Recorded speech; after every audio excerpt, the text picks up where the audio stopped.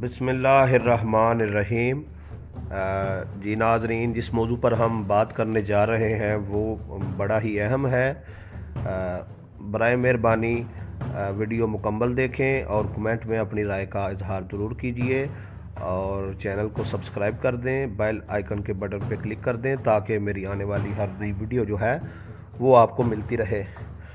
तो नाज़रीन, मैं आपको बताता चलूँ कि पंजाब जो है वो बच्चे और बच्चियों के लिए इस वक्त गैर महफूज हो चुका है और औसतन रोज़ाना जो है पंजाब में 3 बच्चों से ज़्यादती हो रही है।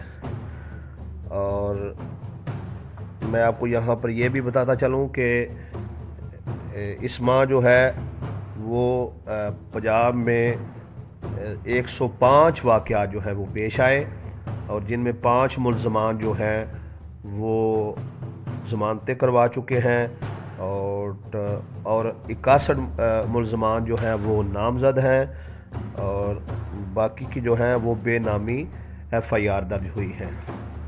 तो ये सोचने का मुकाम है कि पाकिस्तान भर में और बिलखुसूस पंजाब में ये किस चीज़ को जो है फ़रोग़ दिया जा रहा है। अगर कसूर में शुरू होने वाले जो वाक़यात हैं उन पर सरेआम फांसियाँ दी जाती तो हमारे बच्चे और बच्चियाँ जो हैं वो ऐसे जुल्म और बर्बरियत का निशाना ना बनते। तो ये जो 5 की ज़मानतें हुई हैं इस पर मुझे बड़ा अफसोस है कि अदालतों को चाहिए कि बर वक्त इंसाफ करें और मुल्ज़मान को रिलीफ़ देना जो है वो बंद करें।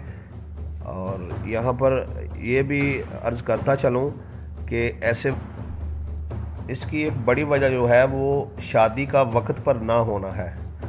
अगर बर वक्त जो है वो पंजाब में शादियाँ होने लगे और मुल्ज़मान को बर वक्त सज़ा मिलने लगे तो ऐसे वाक़यात में कमी आ सकती है, वगरना जो है ये वाक़यात ऐसे ही बढ़ते रहेंगे और किसी सूरत भी जो है ये कम नहीं होंगे।